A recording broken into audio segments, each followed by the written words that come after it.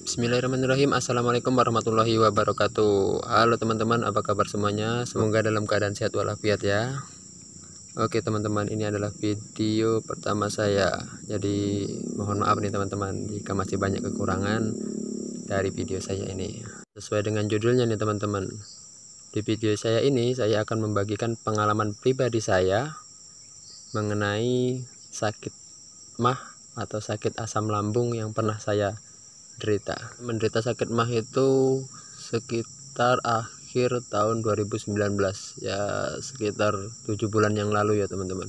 Saya akui teman-teman, sakit mah itu bukan penyakit yang sepele karena memang sangat-sangat mengerikan teman-teman, dan itu berlangsung cukup lama teman-teman, hingga saya bisa kembali beraktivitas seperti sekarang ini, bisa kembali bekerja ya, alhamdulillah.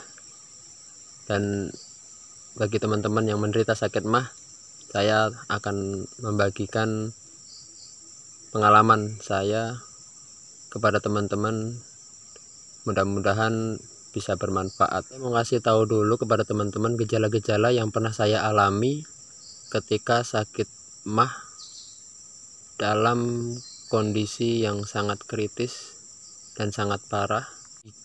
Jadi saya akan membagi sakit mah yang pernah saya alami ini menjadi 3 tahapan teman-teman, yaitu tahapan ketika paling parah, kemudian tahap setelah itu tahap bagaimana saya menjaga, merawat, hingga tahap penuntasan teman-teman.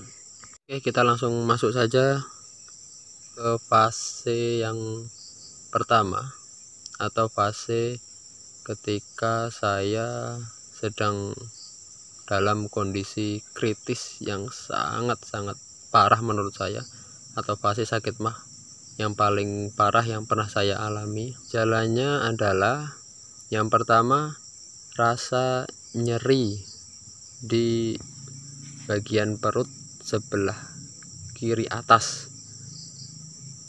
tepatnya bertepatan di posisi lambung, karena lambung itu berada di perut atas sebelah kiri, dan itu terasa nyeri yang terus berlangsung.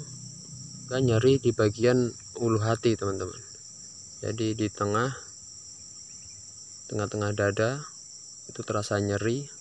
Itu terjadi secara terus menerus, jadi bukan karena kita setelah makan sesuatu atau minum sesuatu ya teman-teman, itu terjadi secara seketika dan biasanya pada waktu-waktu tertentu. Gejala yang kedua teman-teman, badan kita terasa gemetar, terasa sempoyongan, terasa seperti sedang sakit atau meriang, dan itu terjadi secara tiba-tiba. Yang paling parah itu teman-teman, sakit mah itu bisa mengakibatkan gejala sesak nafas. Jadi seperti ada yang mengganjal di bagian tenggorokan, di ulu hati.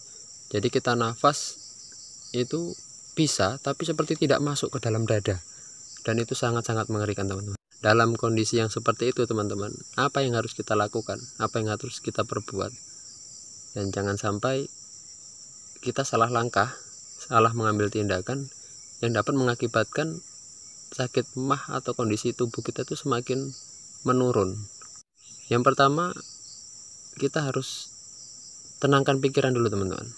Dalam kondisi yang sudah sesak napas, rasa nyeri di bagian perut, kemudian kita rasa sempoyongan, yang paling penting kita harus tenangkan pikiran. Jadi kita kontrol pikiran, kita kuasai pikiran, kita harus dalam kondisi tenang, dan dalam kondisi tenang kita baru bisa mengambil tindakan yang tepat teman-teman. Kondisi pikiran dapat kita kuasai, maka baru kita mengambil tindakan. Jika teman-teman ada obat dari dokter, bisa minum obat. Namun jika tidak, Yang pertama, teman-teman harus pastikan dalam kondisi perut terisi. Jadi teman-teman harus pastikan 3 atau 4 jam yang lalu teman-teman sudah dalam kondisi perut terisi, atau setelah makan 3 atau 4 jam yang lalu. Hanya seperti apa teman-teman? Sesuai dengan pengalaman saya teman-teman, dalam kondisi yang sangat drop tersebut, saya hanya makan nasi yang dicampur dengan kunyit. Jadi kita masak nasi, airnya diperbanyak 2-3 kali seperti masak nasi biasanya. Kemudian sebelum air itu mendidih, kita campurkan dengan parutan kunyit sekitar 1 jari. Nah, itu dicampur ke dalam nasi yang dimasak tersebut. Setelah kita mengkonsumsi nasi dengan kunyit tersebut, 2 atau 3 hari kondisi lambung kita sudah bisa kembali membaik. Kita bisa makan nasi seperti biasa, tapi tetap dalam kondisi yang tidak keras ya teman-teman.